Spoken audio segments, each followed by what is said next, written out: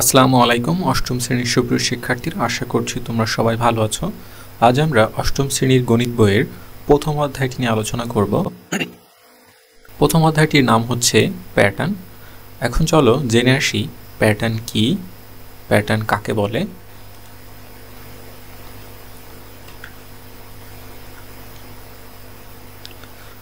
প্রথম প্রশ্ন, প্যাটার্ন কি? যে নির্দিষ্ট নিয়মে কোনো বিষয় বা বস্তুকে সাজানো হয় তাকে প্যাটার্ন বলে। খুবই সহজ সংজ্ঞা, যে নির্দিষ্ট নিয়মে কোনো বিষয় বা বস্তুকে সাজানো হয় তাকে প্যাটার্ন বলে। এখানে আমরা প্যাটার্নের জন্য একটি উদাহরণ রেখেছি, যেমন একটি চিত্র দেখতে পাচ্ছি এখানে। এই চিত্রটি একটি প্যাটার্ন। এখানে একটি নির্দিষ্ট নিয়ম মেনে সাজানো হয়েছে এই চিত্রটি।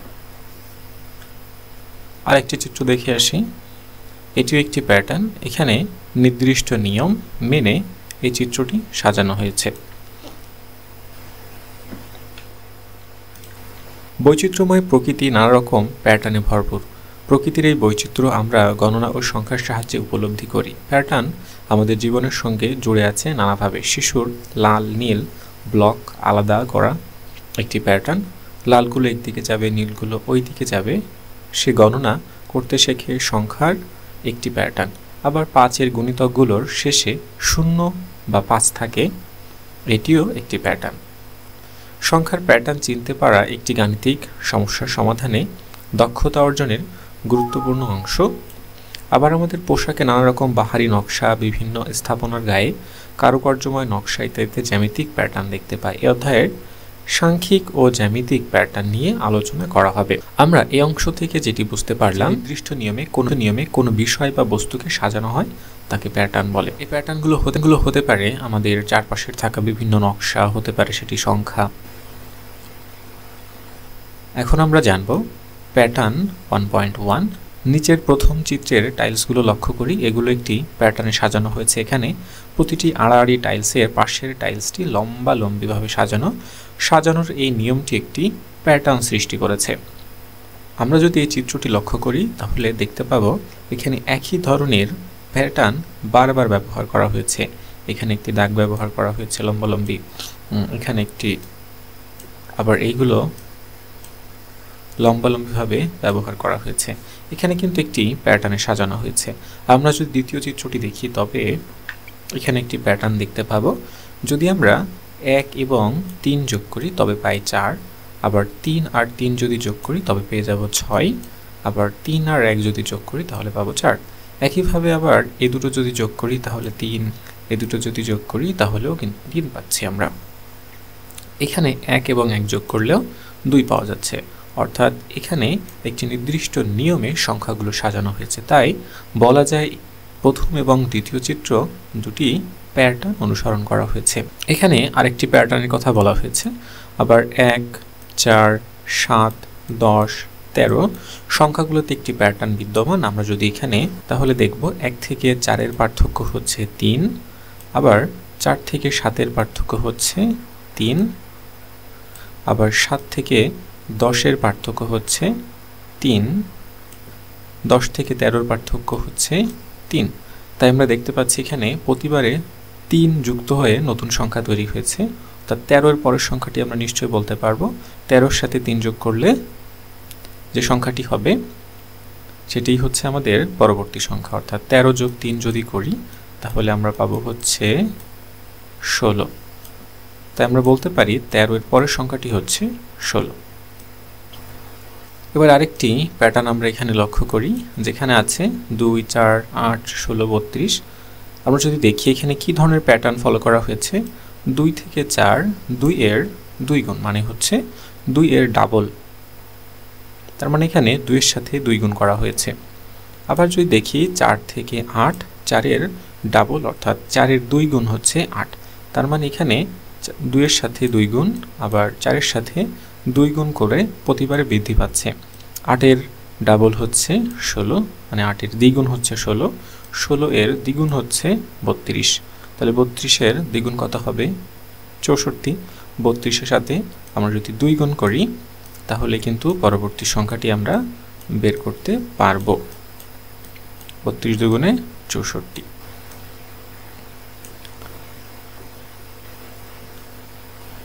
ওয়ান পয়েন্ট টুতে আছে স্বাভাবিক সংখ্যার প্যাটার্ন, মৌলিক সংখ্যা নির্ণয়। আমরা জানি যে একের চেয়ে বড় যেসব সংখ্যার এক ও সংখ্যাটি ছাড়া অন্য কোনো গুণনীয়ক নেই সেগুলো মৌলিক সংখ্যা। ইরাটো স্থিনিস সাকনির সাহায্যে সহজেই মৌলিক সংখ্যা নির্ণয় করা যায়। 1 থেকে 100 পর্যন্ত স্বাভাবিক সংখ্যাগুলোর একটি চার্টে লিখি। এবার সবচেয়ে ছোট মৌলিক সংখ্যা 2 চিহ্নিত করি এবং এর গুণিতকগুলো কেটে দিই। মানে আমাদের মৌলিক সংখ্যা বের করার জন্য 1 থেকে 100 পর্যন্ত আমরা একটি চার্ট তৈরি করব। তারপর 1 বাদ দিয়ে 2 এর যে গুণিতকগুলো আছে, যেমন 2 এর গুণিতক হচ্ছে 2 একে 2, তারপর হচ্ছে 2 দুগুণে 4, তারপর হচ্ছে 6, তারপর হচ্ছে 8, তারপরে 10, এভাবে 2 এর গুণিতক 100 পর্যন্ত যেগুলো আছে সেগুলো আমরা কেটে দিব। এরপর ক্রমান্বয়ে 3 ও 5 এবং 7 এর মৌলিক সংখ্যার গুণিতকগুলো কেটে দিই। তালিকায় যে সংখ্যাগুলো টিকে রইল সেগুলো মৌলিক সংখ্যা।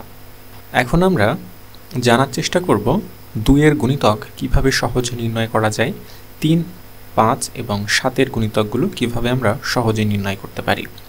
একবার এই পদ্ধতি শিখে গেলে আমরা যে কোনো সংখ্যার গুণিতক নির্ণয় করতে পারবো। চলো সেই পদ্ধতিটি দেখে আসি। প্রথমে আমরা জানার চেষ্টা করব 2 এর বিভাজ্যতার নিয়ম। 2 এর বিভাজ্যতার নিয়ম বলতে বোঝায় 2 এর গুণিতক সেই সকল সংখ্যাগুলো 2 এর গুণিতক যে সকল সংখ্যার শেষে 0, 2, 4, 6, 8 এগুলো থাকবে। এগুলোর যে কোনো একটি থাকলেই আমরা বুঝে নেব এই সংখ্যাটি 2 এর গুণিতক। আমরা একটি সংখ্যা লিখলাম, যেমন হচ্ছে 20। আমরা দেখতে পাচ্ছি শেষ অংশে 0 আছে, তাই এটি 2 এর গুণিতক। এরপরে আছে 84, শেষ অংশে দেখতে পাচ্ছি আমরা 4 আছে, তার মানে এটি 2 এর গুণিতক।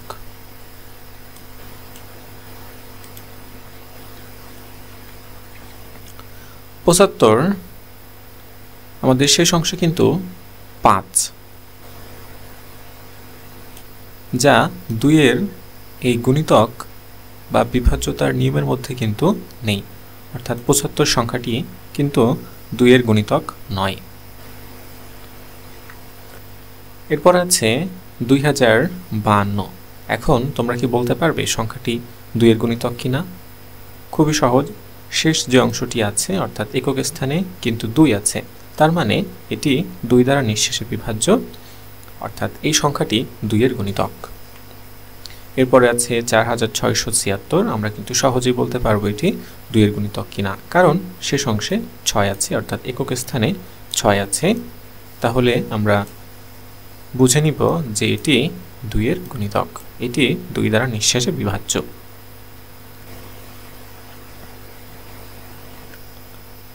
এখন আমরা 3 এর বিভাজ্যতার নিয়ম সম্পর্কে জানি। 3 এর বিভাজ্যতার নিয়ম একটু ভিন্ন।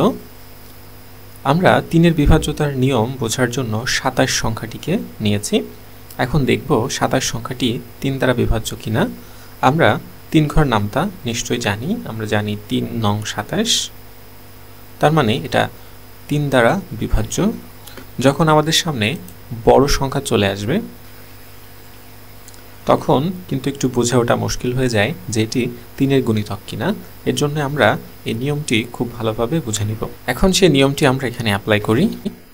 একটা সংখ্যা নিলাম 57, যখন আমাদের সামনে এরকম বড় সংখ্যা বা এর থেকে আরও বড় সংখ্যা চলে আসবে, এটা 2 অঙ্কের, 3 অঙ্কের, 4 অঙ্কের, 5 অঙ্কের, তখন খুবই অল্প সময়ের মধ্যে বুঝে ওঠা মুশকিল হয়ে যায় যে এই সংখ্যাটি 3 দ্বারা বিভাজ্য কিনা।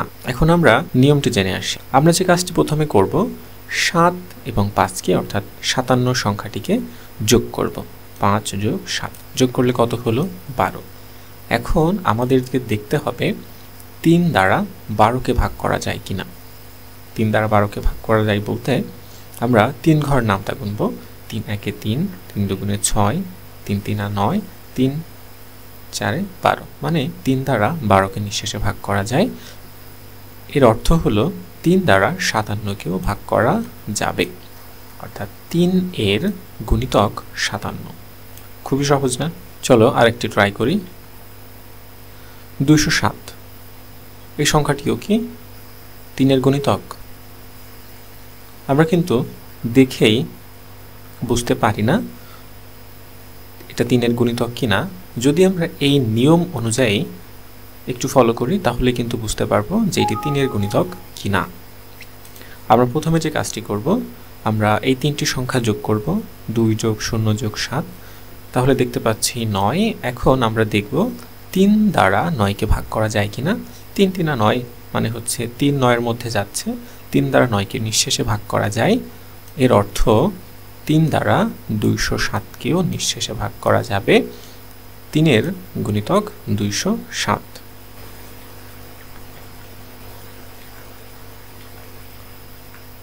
এখন 5 এর বিভাজ্যতার নিয়মগুলো একটু দেখি। যে সংখ্যার শেষ অংশে একক স্থানে 0 অথবা 5 থাকবে সেই সংখ্যাটি 5 দ্বারা নিঃশেষে বিভাজ্য। যেমন হচ্ছে 70, শেষ অংশে 5 আছে, একক স্থানে 5, তাই এটি 5 দ্বারা বিভাজ্য। এরপরে আছে 105, একক স্থানে আছে 5, তাই এটি 5 দ্বারা বিভাজ্য। একইভাবে 3,25,560 এই সংখ্যাটি কি 5 দ্বারা বিভাজ্য? আমরা কিন্তু খুব সহজেই বলে ফেলতে পারবো। এক চান্সে শেষ অংশে 0 আছে, তাই এটি 5 দ্বারা বিভাজ্য। এবার আসি 7 এর বিভাজ্যতার নিয়ম নিয়ে। আমরা 57 সংখ্যাটি নিলাম পরীক্ষা করার জন্য, দেখি 7 দ্বারা 57কে নিঃশেষে ভাগ করা যায় কিনা। আমরা প্রথমে যে কাজটি করব সেটি হচ্ছে শেষ যে বর্ণটি আছে 7, একক স্থানে যে বর্ণটি থাকবে, একক স্থানে যে সংখ্যাটি থাকবে সেই সংখ্যাটির সাথে আমরা 2 গুণ করব, তাহলে কত পাবো? 7 দুগুণে 14। এখন 14 থেকে আমরা প্রথমে যে সংখ্যাটি আছে সেই সংখ্যাটিকে বাদ দিব, অর্থাৎ বিয়োগ করব। আমরা 5কে বিয়োগ করলাম, তাহলে পাচ্ছি হচ্ছে 9, বিয়োগফল 9। এখন আমাদেরকে দেখতে হবে 7 দ্বারা 9কে ভাগ করা যায় কিনা, নিঃশেষে ভাগ করা যায় কিনা। আমরা জানি যে 7 দ্বারা 9কে নিঃশেষে ভাগ করা যায় না, তাই 57 সংখ্যাটি 7 এর গুণিতক 9।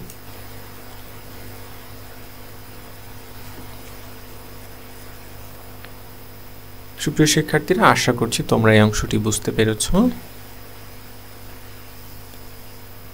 আমরা 7 এর বিভাজ্যতা পরীক্ষা করার জন্য আরেকটি সংখ্যা নিলাম 49। এখন আমরা পরীক্ষা করে দেখব 7 দ্বারা 49কে ভাগ করা যায় কিনা। আমরা 7 ঘরে নামতে জানি, 7 7 49।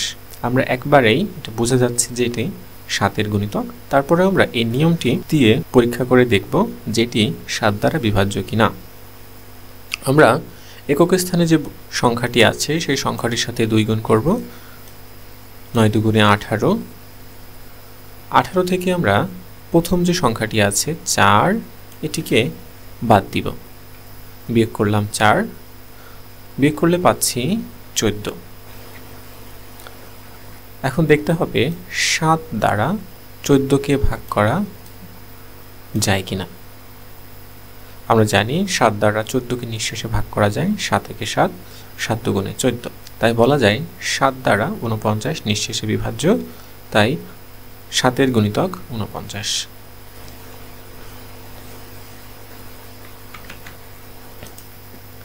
এভাবে আমরা 1 থেকে 100 পর্যন্ত যতগুলো সংখ্যা রয়েছে সবগুলো সংখ্যা আমরা কেটে দিব, যেগুলো 2 3 5 7 এর গুণিতক। তারপর যে সংখ্যাগুলো অবশিষ্ট থাকবে সেগুলোই হচ্ছে মৌলিক সংখ্যা।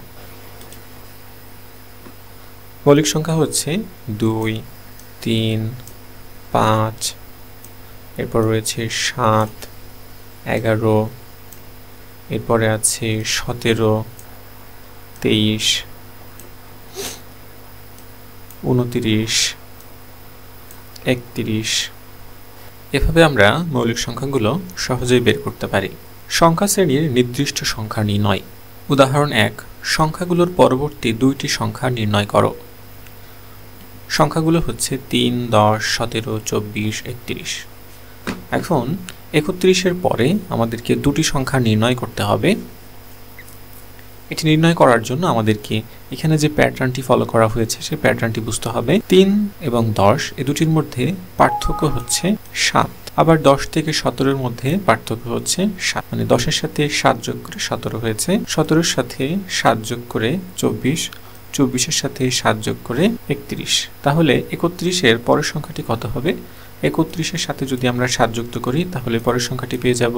আবার 38-এর পরের সংখ্যাটি পাওয়ার জন্য আমরা 38-এর সাথে 7 যোগ করলেই এর পরের সংখ্যাটি পেয়ে যাব। এভাবে আমরা পরবর্তী দুটি সংখ্যা নির্ণয় করতে পারি। তাহলে এখান থেকে যে অংশটি বুঝতে পারলাম তা হচ্ছে আমাদেরকে এই ধরনের সমস্যা আসলে আমাদেরকে প্যাটার্ন খুঁজে বের করতে হবে, কোন প্যাটার্ন এখানে ফলো করা হয়েছে। উদাহরণ 2, সংখ্যাগুলোর পরবর্তী সংখ্যাটি নির্ণয় করো। সংখ্যাগুলো হচ্ছে 1, 4, 9, 16, 25।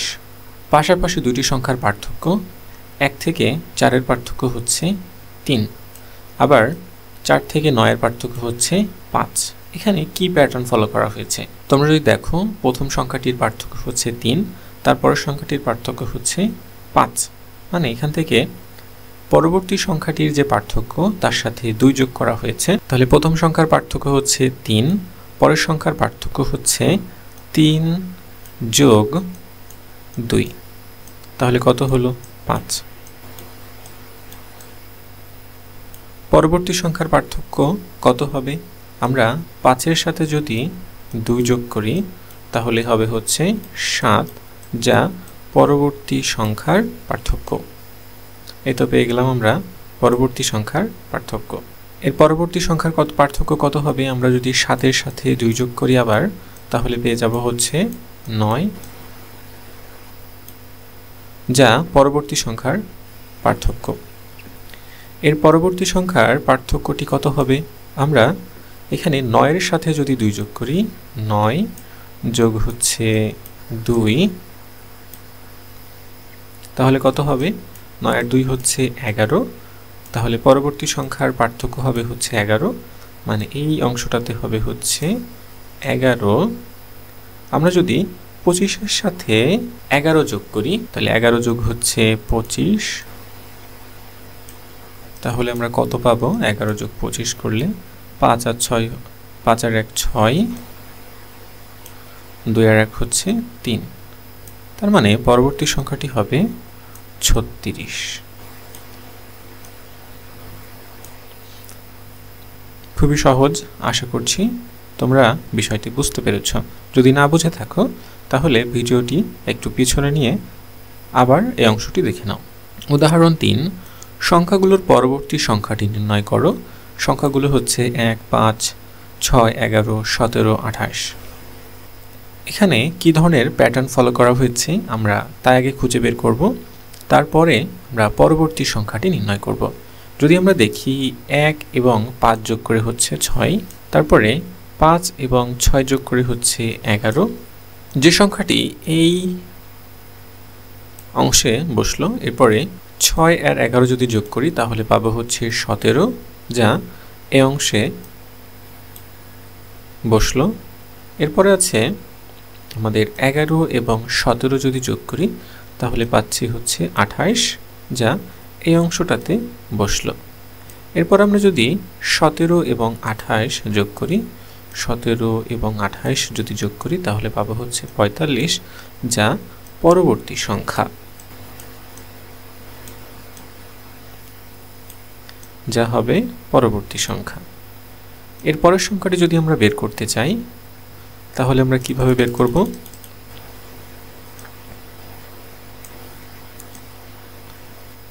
খুব ইজি, আমরা 28 এবং 45-কে যোগ করব। যোগ করলে পাবো 73, 7-এর পিঠে 3, 73, যা হবে আমাদের পরবর্তী সংখ্যা, এই অংশে বসবে।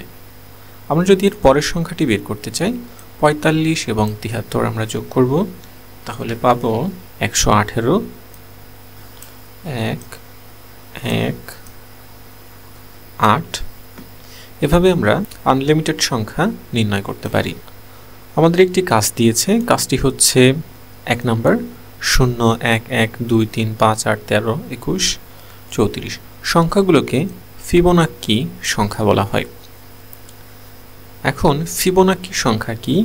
ফিবোনাক্কি সংখ্যার সম্পর্কে আমরা ছোট্ট একটু তথ্য জেনে আসি। বলা হচ্ছে এখানে এই বিশেষ ধরনের অনুক্রমের পদগুলোর মধ্যকার সম্পর্কের সৌন্দর্য আবিষ্কার করেছিলেন একজন বিখ্যাত গণিতবিদ। তিনি ইতালির বিখ্যাত গণিতবিদ লিওনার্দো পিসানো, যার ডাকনাম ফিবোনাচ্চি। প্রকৃতির মাঝে অনুসন্ধান করে তিনি সংখ্যারাশির এই বিশেষ ধরনের অনুক্রম খুঁজে পান, যা তিনি লিবার আবাচি নামক গ্রন্থে প্রকাশ করেন। ফিবোনাচ্চি অনুক্রমে প্রথম সংখ্যা দুটি যথাক্রমে 0 এবং 1। আচ্ছা, তাহলে আমরা যা বুঝতে পারলাম, এই যে ফিবোনাক্কি বা ফিবোনাচ্চি একই কথা। এই সংখ্যাগুলোর যে ক্রম, এটি আবিষ্কার করেছিলেন এই লিওনার্দো পিসানো, যার ডাকনাম হচ্ছে ফিবোনাচ্চি। ফিবোনাচ্চির অনুক্রমটি এমন, আমরা যদি প্রথম দুটি সংখ্যা যোগ করি তাহলে পাবো হচ্ছে পরের সংখ্যাটি 0 এবং 1 যোগ করলে পাওয়া যায় হচ্ছে 1। আবার এই যে 1 এবং 1 যদি আমরা যোগ করি তাহলে কিন্তু হচ্ছে পরের সংখ্যাটি পেয়ে যাব। এই দুটি সংখ্যা যোগ করলে এই সংখ্যাটি পাওয়া যায়, অর্থাৎ 1 1 যোগ করলে হচ্ছে 2। আবার এই দুটি যদি আমরা যোগ করি তাহলে কিন্তু পরবর্তীটা পাওয়া যায় 3। আবার 2 আর 3 যদি যোগ করি তাহলে কিন্তু পরেরটা পাওয়া যায় 5। আবার 3 আর যদি 5 যোগ করি তাহলে আমরা পরবর্তী সংখ্যাটি পাব। আবার 5 এবং যদি 8 যোগ করি তাহলে কিন্তু আমরা 13 পাই। আবার 8 এবং 5 13 যদি যোগ করি তাহলে কিন্তু 21 পাই। এভাবে 13 এবং 21 যদি যোগ করি তাহলে কিন্তু পরের সংখ্যাটি পাব। তাহলে 13 এবং 21 যোগ করলে পরের সংখ্যাটি কত হবে? পরের সংখ্যাটি হবে 34 বা 34। এভাবে আমরা যদি 21 এবং 34 যোগ করি তাহলে কিন্তু পরের সংখ্যাটি পেয়ে যাব 55। এভাবে আমরা ফিবোনাচ্চি বা ফিবোনাক্কি অনুক্রম অনুসরণ করে অসংখ্য পদ নির্ণয় করতে পারি। এখন চলো তোমাদের বইয়ে ফিরে যাই। তাহলে এখানে যে প্যাটার্নটি ফলো করা হয়েছে সেটি হচ্ছে ফিবোনাক্কি অনুক্রম। আমরা ইতিমধ্যে বুঝে গেছি ফিবোনাক্কি ক্রম কিভাবে কাজ করে। প্রথম দুটি সংখ্যা যদি যোগ করি পরেরটি পাওয়া যাবে 1 এবং 1 যদি যোগ করি আমরা পরেরটি পাবো 2 পাবো। 1 এবং 2 যদি যোগ করি পরের সংখ্যাটি পাবো 2 এবং 3 যোগ করলে পাওয়া যায় 5। 5 আর 3 যোগ করলে পাওয়া যায় হচ্ছে 8। 5 আর 8 যোগ করলে পাওয়া যায় 13। এভাবে চলতেই থাকবে। সুপ্রিয় শিক্ষার্থীরা, আজকের আলোচনা এই পর্যন্তই। আগামী পর্বে আমরা স্বাভাবিক ক্রমিক সংখ্যার যোগফল নির্ণয় এ সম্পর্কে বিস্তারিত আলোচনা করব। আগামী পর্ব দেখার আমন্ত্রণ জানিয়ে আজকের আলোচনা এখানে শেষ করছি।